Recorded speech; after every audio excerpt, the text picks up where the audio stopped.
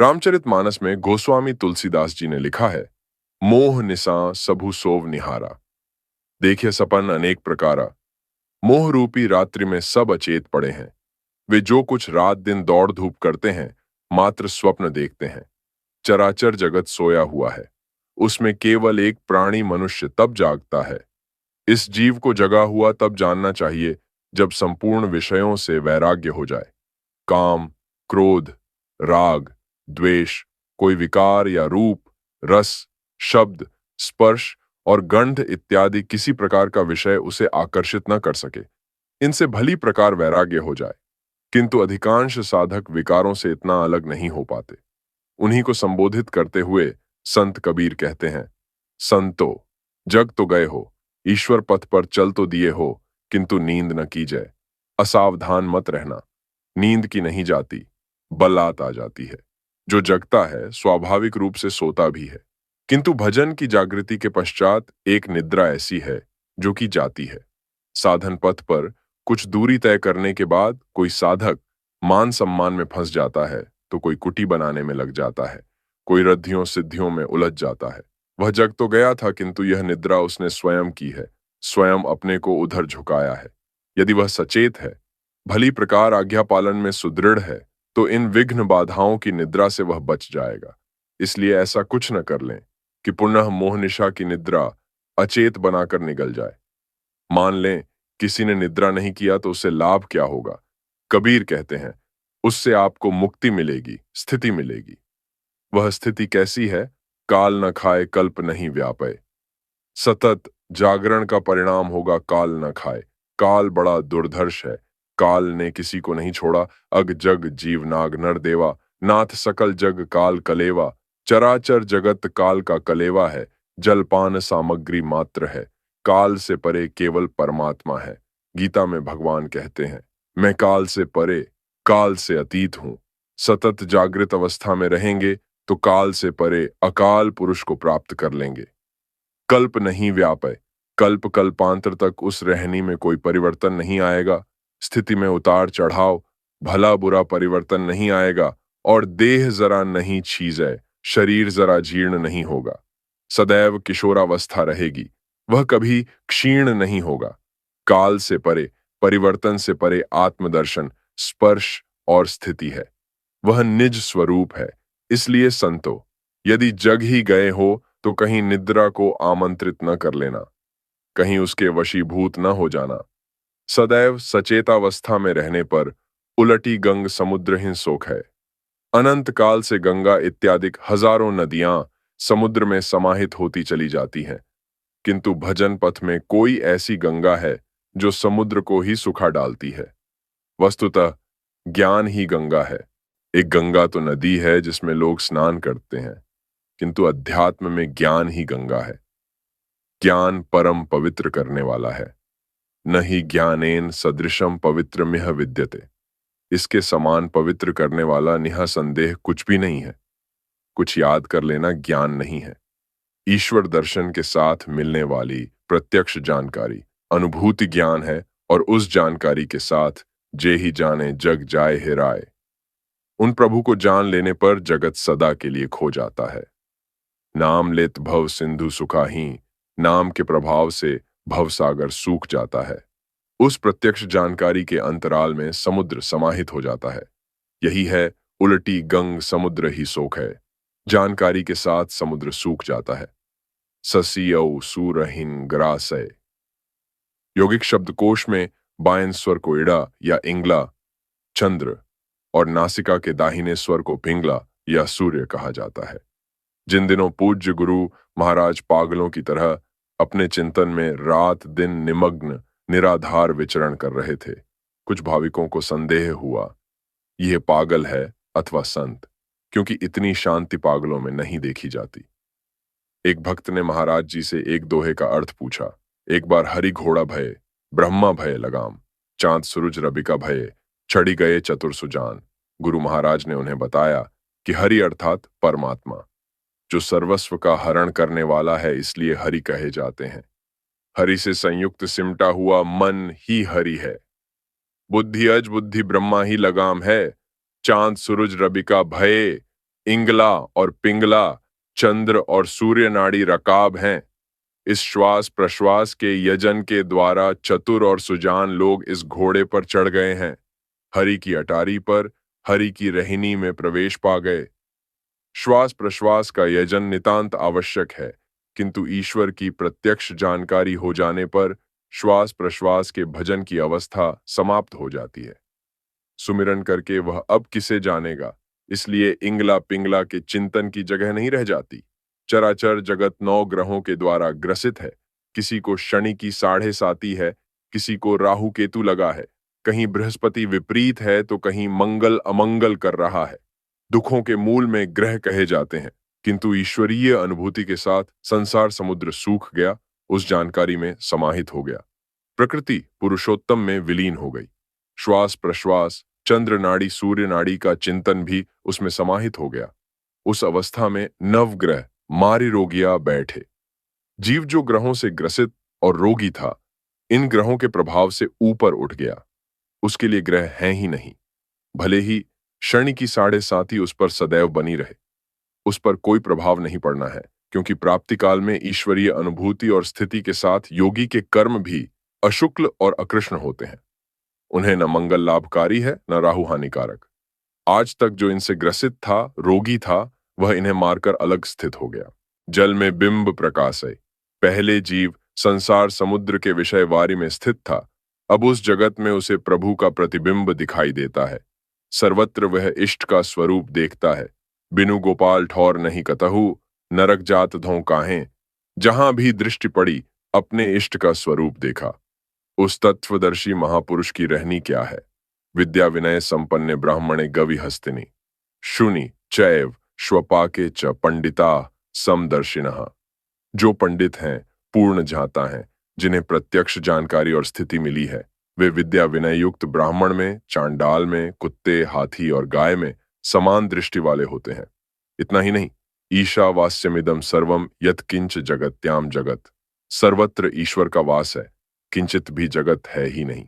जिसे जान लेने के बाद जगत खो गया तो होगा कहां से। परिवर्तन हुआ तो क्या हुआ।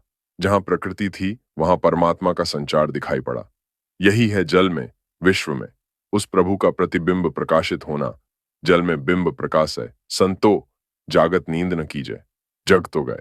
अब कहीं निद्रा का आवाहन मत कर लेना, नहीं तो धोखा हो जाएगा, क्योंकि यह निद्रा होती नहीं, की जाती है। अपने हाथे भर के रसरिया, अपनी गड्डिया के फांसा। जो आदेश पालन में दृढ़ है, प्रण टेक का पक्का है, उसे निद्रा कैसे आएगी। प्रकृति का आवरण कैसे स्पर्श करेगा। अचेत पर ही हमला होता है। उस समय साधक किस स्थिति में रहता है। इस पर कहते हैं, बिनु चरण निको दहूं दिसि धावै, बिनु लोचन जग सूझै। सर्वत्र भगवान का प्रतिबिंब दिखाई पड़ने के पश्चात वह महापुरुष हाथ पांव का प्रयोग किए बिना भी सर्वत्र कार्य करने की क्षमता प्राप्त कर लेता है। पूज्य गुरु महाराज जी को जब स्वरूप मिला, उनमें भी यह क्षमता देखी गई। क्रमशः महाराज जी की सेवा में कई शिष्य आ गए। एक शिष्य ने कहा, भगवान, हुक्म होता तो मैं इस जंगल में रहता। महाराज जी ने कहा, 15 दिनों से देख रहा हूं तुम लोग दोपहर में जंगल में आ जा रहे हो। मैं जानता था कोई न कोई खुराफात तुम लोग जरूर कर रहे हो। कोई झोपड़ी बनाया है क्या। शिष्य ने कहा, जी महाराज। महाराज जी ने कहा, ठीक है, जाओ रहो। 7 दिन में एक दिन आकर मोर दर्शन कर लिया कर, जाकर भजन। घोर जंगल में अकेले रहना। झोपड़ी भी जहां बनी थी, शेरों का रास्ता था। एक दिन भगवान ने उन शिष्य श्री ब्रह्मचारी जी से कहा, आज सोना मत। झोपड़ी के बाहर बैठने के लिए एक मचान बना लिया गया था। 4 मोटी लकड़ियां उगाड़कर उनके ऊपर आड़ी तिरछी लकड़ियां डालकर जमीन से 7 फीट ऊपर तख्त जैसा मचान था। उसी पर बैठकर ब्रह्मचारी जी रात में भजन करते और आवश्यकता पड़ने पर सो भी लेते थे। उस दिन जब गुरु महाराज ने आदेश दिया कि आज सोना मत, ब्रह्मचारी जी बैठकर भजन करते रहे। रात्रि के 1 बज गए। उन्होंने विचार किया, सोना तो है नहीं, लेटकर थोड़ा कमर सीधा कर लूं। ज्यों कमर सीधा किया, लकड़ी के पटरे में पीठ का स्पर्श हुआ। तत्काल नींद आ गई। इतने में मचान के नीचे शेर आ गया। वह अपने शरीर का पिछला भाग पृथ्वी पर रखकर अगले पंजे से यूं बैठा था जैसे कुत्ते बैठते हैं। वह ऊपर की ओर मुंह कर कुछ सूंघ रहा था। कि ऊपर माल पानी कितना है, भोजन के लिए पर्याप्त है भी या नहीं। वह मचान पर उछलने का उपक्रम कर रहा था। इतने में गुरु महाराज की आवाज गूंजी, सुतत है, कहां था, सोना मत। ब्रह्मचारी जी को लगा जैसे महाराज ने अपने हाथ से पकौड़े के पास पकड़कर लगभग 1 फीट ऊपर खींच दिया। सिर लकड़ियों से 1 फीट ऊपर आ गया। ब्रह्मचारी जी झजक के उठे। वह हड़बड़ी में देखने लगे, गुरु महाराज आ गए क्या? नीचे दृष्टि पड़ी तो काली काली छाया दिखाई पड़ी। उन्होंने टार्च जलाया तो शेर का मुंह दिखाई पड़ा। शेर धीरे से उठा और झाड़ी की ओट में हो गया। झाड़ी अर्थात मचान से 10 फीट मात्र। शेर रात भर श्वास रोककर वहीं खड़ा रहा। ब्रह्मचारी जी चुपचाप बैठे रह गए। 5 बजते ही शेर ने दौड़ लगाई, मंदाकिनी गंगा पार किया और थोड़ी ही देर में मृगों की चीख सुनाई पड़ी। ब्रह्मचारी जी ने समझ लिया कि शेर अपने भोजन की जगह पहुंच गया। चरणों से गुरु महाराज तो अपने आसन पर थे, किंतु किस पर कहां क्या संकट आने वाला है, बिनु नयनन जग सूझे भक्त कहीं पुकारेगा। गुरु महाराज कहते थे कि मैं हाजिर मिलूंगा। गुरु महाराज शरीर से तो नहीं गए, किंतु स्वरूप से पहुंच गए। आवाज भी दिया, उठा भी दिया। यही है, बिनु चरणन ते दहु दिसि धावै। अस्सा उल्टी के सिंह को ग्रासे। उनके संरक्षण में ससा अर्थात खरगोश की तरह भयाक्रांत संशय युक्त साधक उलटकर सिंह को ही पकड़ने की क्षमता पा जाता है। सिंह प्रकृति का ही भयावह पहलू है। सिंहनादम विनद्योच्चय शंखम दधमौ प्रतापवान। भीष्म पितामह ने सिंहनाद की तरह शंख बजाया। भ्रम ही भीष्म है। भ्रम जब जागृत होता है तो और भी भयावह दृश्य खड़ा कर देता है। साधक जब गुरुदेव की शरण में आता है, निरीह और कातर होता है, किंतु सद्गुरु की कृपा होते ही वह प्रकृति के भयावह पहलू से ऊपर चला जाता है। वह शूरवीर हो जाता है। किंतु यह अचरज कोई बूझ है, जिसके हृदय में यह घटित होता है वही जानता है, जो जग गया है। अहर्निश जो लगा है वह निद्रा के वशीभूत नहीं है। यदि साधक कुछ देर गप हाँकने लगे, लोगों से परामर्श करने लगे, तो वह मोहनिशा अचेत अवस्था की ओर बढ़ रहा है। यही साधक का सोना है। घड़ा यदि उलटा है तो जल नहीं भरता, सीधे घड़े में जल भरता है। आपका शरीर भी एक घट है, इसका रुख सीधा कीजिए। प्रभु क्या कहते हैं उसे समझिए और तुरंत धारण कीजिए। जैसा आपको चलने को कहते हैं वैसा आचरण कीजिए। इसका परिणाम होगा, जे ही कारण नर भिन्न भिन्न कर, प्रभु अलग हम अलग जिस माया के कारण हैं, मैं अरु मोर तोड़ तय माया। जेहि बस कीने जीव निकाया, तेहि कर भेद सुनहु तुम सोऊ, विद्या अपर अविद्या दऊं। एक दुष्ट अतिशय दुख रूपा, जा बस जीव पड़ा भवकूपा। जिस अविद्या माया के कारण नर भिन्न भिन्न कहता है, गुरु प्रसाद सो तरिया, गुरु के कृपा प्रसाद से उस माया को पार कर जाता है। आपका दायित्व केवल इतना ही है कि घट को सीधा रखें। पाछे लगा जाए था लोक वेद के साथ। मार्ग में सतगुरु मिलिया, दीपक दीन्हा हाथ एस। सामाजिक व्यवस्था के संचालन के लिए संसार में अनेकों विधि विधान प्रचलित हैं। कोई कहता है कुल रीति सनातन है, अपनी समझ से वह कल्याण का ही पथ पकड़े हुए है। बहुत से लोग वेद रीति से सकाम अनुष्ठानों में लगे हैं। संत कबीर कहते हैं दोनों ही धोखा है। इन रीति रिवाजों का कभी अंत नहीं होता। मार्ग में सद्गुरु मिलिया, दीपक दीन्हा हाथ। ईश्वर पथ में जब कुछ पुण्य जागृत हुआ, पकड़ काम करने लगी तो सद्गुरु मिल गए। उन्होंने हाथ में दीपक दे दिया कि दीपक के आलोक में देखता जा और चलता जा। दीपक दीन्हा हाथ में वस्तु दई लखाए। कोटि जन्म का पंथ था, पल में पहुंचा आए। सद्गुरु पर सबने बल दिया। परमात्मा राम ने कहा, मोते अधिक संत कर लेखा, तुम ते अधिक गुरु ही जिए जानी। सद्गुरु को मुझसे अधिक समझो। जिस माया के कारण लोग अपने और परमात्मा को भिन्न समझते थे, गुरु प्रसाद सो तरिया, केवल घट को सीधा रखें। प्रभु क्या कहते हैं समझें, लगें और चलते भर जाएं। लगने का तरीका घट से मिलने वाला निर्देश है। बाहर कुछ करने से कुछ भी नहीं होगा। जब कभी किसी ने पाया है, हृदय देश में पाया है, इसी की ओर संबोधित करते हैं। बैठी गुफा में सब जग देखे, बाहर कछु न सूझे। हृदय को महापुरुषों ने गुफा की उपमा दी है। किसी ने इसी को किला कहा। किले में उलटी लड़े 100 सूर, विविध तरीकों से समझाया है, क्योंकि जब कभी किसी ने पाया तो हृदय देश में पाया। चित्त को सब ओर से समेटकर जब हृदय देश में आपका मन स्थिर हो गया, बैठ गया तो सब जग देखे। कैसा है भगवान, क्या है संसार, ये पकड़ में आ जाता है। वह सब कुछ जान लेगा। यदि साधक बहिर्मुखी है तो कुछ भी दिखाई नहीं देगा। इसलिए एकांत देश का सेवन करते हुए चित्त को सब ओर से समेटकर हृदय देश में निरुद्ध करें, जिससे श्वास बांस की तरह खड़ी हो जाए। दूसरे, संकल्प अवरोध न उत्पन्न करें। मन को इष्ट के चरणों में लगाइए। चिंतन में सद्गुरु का स्वरूप क्रमशः ऐसा दिखाई देने लगता है जैसे दर्पण में अपना मुंह दिखाई देता है। रामचरितमानस में इसका अच्छा उल्लेख है। श्री गुरपद नख मणिगण ज्योति, सुमिरत दिव्य दृष्टि हीऊ होती। गुरु महाराज के पद नख की ज्योति मणि और माणिक्य के तुल्य है, जिसके सुमिरन से हृदय में दिव्य दृष्टि का संचार होता है। बड़े भाग और आवड़ जासू, किसी ने प्रयास किया, चरण हृदय में आ गए तो लाभ क्या। भवरजनी के दुहक दोष मिट जाएंगे। इतना ही नहीं, सूझ ही रामचरित मणि माणिक, गुपुत प्रगट जहां जोजे ही खाणिक।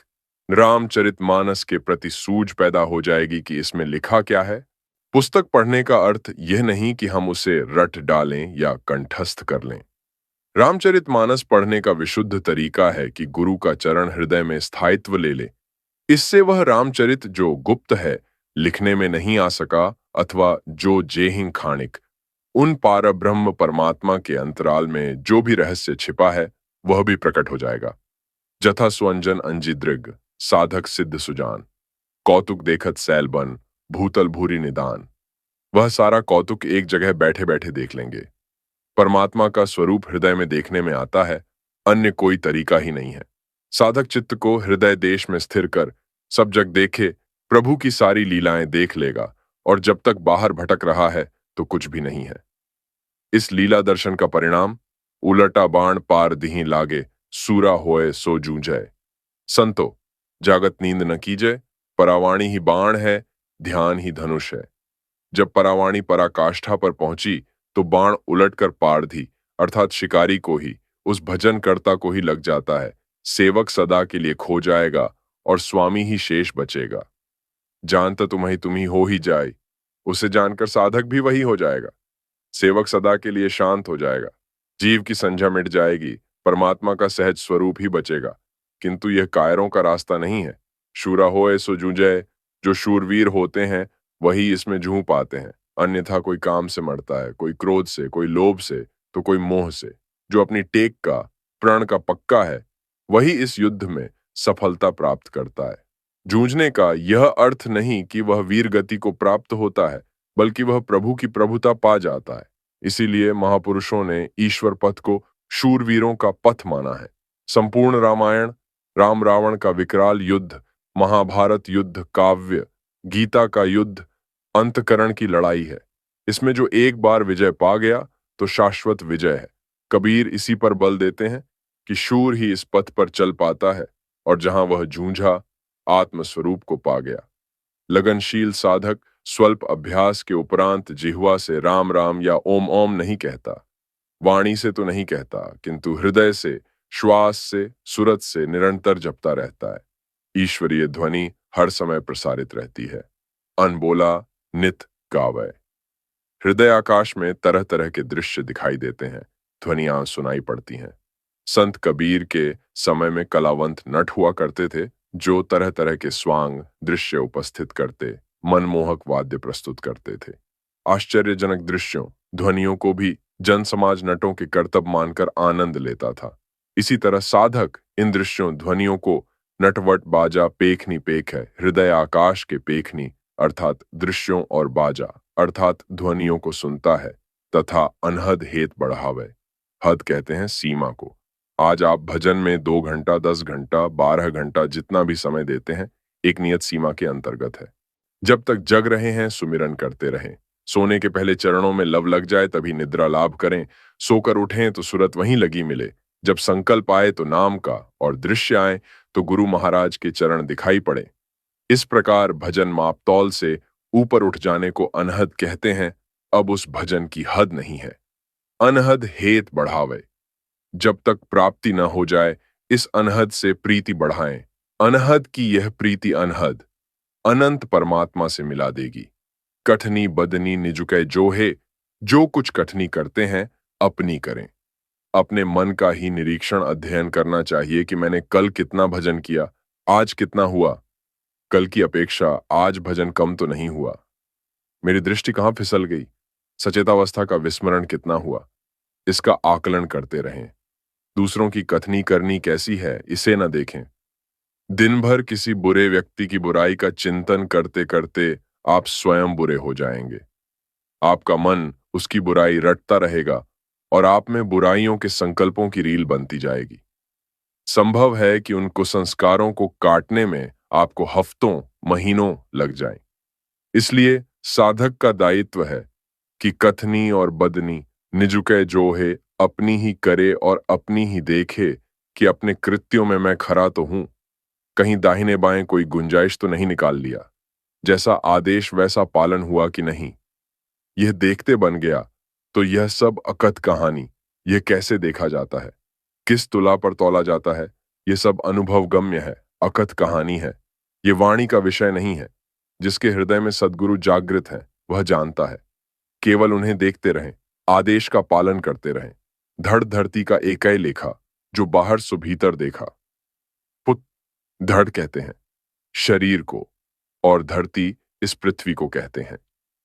दोनों की एक ही प्रकृति है, इसलिए जो बाहर दृष्टिगोचर होता है सब इस शरीर के भीतर भी दिखाई पड़ता है। चराचर जगत विधाता की सृष्टि मन के अंतराल में है, इसलिए धरती उलटी चित्त को सब ओर से समेटकर जो हृदय देश में स्थायित्व ले लेता है। आकाशहीन बेधे, आकाश कहते हैं शून्य को। चित्त इतना निरुद्ध हुआ कि यह संकल्प विकल्प से रहित हो शून्य में टिकने की क्षमता पा गया। यही आकाश को बेधना है। हृदय के अंदर चित्त को नहीं समेटेंगे तो यह आकाश को कभी नहीं बेधेगा। जिमि प्रतिलाभ लोभ अधिकाई। एक इच्छा की पूर्ति होते ही मन अनंत इच्छाओं का सृजन कर ले जाएगा, इसलिए चित्त का निरोध ही श्रेयस्कर है। यह पुरुष न की वाणी, यह पुरुषत्व प्राप्त करा देने वाली सत्पुरुषों की वाणी है। इसलिए संतो, यदि जग गए हो तो निद्रा का प्रमाद न कर लेना। जगत ही रात्रि है या निशा सर्वभूताना, इसके किसी पहलू का स्पर्श न कर लेना। अब संयम में भूल न कर लेना। मान लें किसी ने धरती को उल्टा, आकाश को बेधा, कटनी बदनी अपनी किया, पारधी वाला बाण लगा, स्वयं जूझ गया उससे लाभ। वह बिना किसी सहयोग के अमृत पान करता है। अमृत कोई घोल पदार्थ नहीं होता। मृत कहते हैं नाशवान को, मरण धर्मा को। अमृत वह है जो शाश्वत है, अजर अमर है, सहज है, अनंत सुख की राशि है। मृत्यु से परे वह सत्ता केवल परमात्मा है। जहां चित्त का निरोध हुआ, साधक ब्रह्म पीयूष की धारा पा जाता है। वह अमृत अंश वे स्वयं छक जाता है, परिपूर्ण हो जाता है। इतना ही नहीं, नदी नीर भरी राखे अमृत को नदी की धारा की तरह भर कर रखता है कि कोई प्यासा आवे तो उसे भी पिला सके। जल सीमित रहने पर वितरण में संकोच हो सकता है, किंतु प्राप्ति के पश्चात महापुरुष के पास भगवत्ता का अक्षय स्रोत होता है, जिसे लाखों व्यक्तियों में एक साथ वितरित कर भी वह परिपूर्ण ही रहता है। इसी को उपनिषदों में कहा गया है, ओम पूर्णमदः पूर्णमिदं पूर्णात् पूर्णमुदच्यते पूर्णस्य पूर्णमादाय पूर्णमेवावशिष्यते। पूर्ण में से पूर्ण दान देने पर भी पूर्ण ही शेष बच रहता है। जैसे शून्य में शून्य जोड़ने या घटाने पर शून्य ही बच रहता है। खाए न खूंटे, चोर न लूटे, दिन दिन बढ़त सवायो। लाखों आदमी एक महापुरुष से कुछ मांगे, स्तर के अनुसार एक साथ सबकी पूर्ति, और एक साथ ही सबको अमृत का संचार मिलता है। परमात्मा ही अविनाशी अमृत है, मृत्यु से परे है, और उसके दर्शन की कुंजी नाम है। नाम लेत भव सिंधु सुखाही, करहु विचार सुजन मन माही। नाम के प्रभाव से भव समुद्र सूख जाता है। जहां भवसागर सूख गया, आवागमन का कारण मिट गया, जिसमें विषय रूपी विष था समाप्त हो गया, तो परमात्मा जो अमृत तत्व है वही शेष बच रहता है। अर्थात उस अविनाशी अकाल पुरुष को प्राप्त करने का सूत्र नाम है। नाम पर संत कबीर ने बार बार बल दिया है। नाम अमृत रस का प्याला है। नाम रसायन जिसने भी पिया वह मतवाला हो जाता है। प्रायः लोग नाम जपते हैं तो हाथ से माला जपते हैं अथवा जिह्वा से उच्चारण करते हैं, किंतु अमृत रस का प्याला जिसमें जड़ता है वह नाम न तो माला और न जिह्वा से जपा जाता है। वह बंक नाल श्वास की टेढ़ी नली पर निर्भर करता है। उसे पीने का समय क्या है? हरदम, पल पल तार न टूटे, सूरत उसमें लगी रहे, जैसे नई ब्याई गाय को कोई जंगल में बलात ले जाए।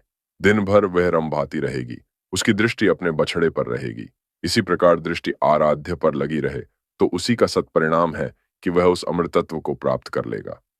इसलिए संतो, यदि जग गए हैं तो निद्रा का प्रबंध न कर लेना, क्योंकि साधक से भूल होते ही माया श्रृंगी की भृंगी करी डारी, पराशर के उदर विदार।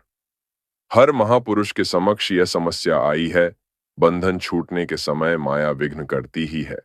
सदैव सचेत रहना जागरण है, विस्मृत होना सोना है। इसलिए साधक को सदैव विचार युक्त होना चाहिए।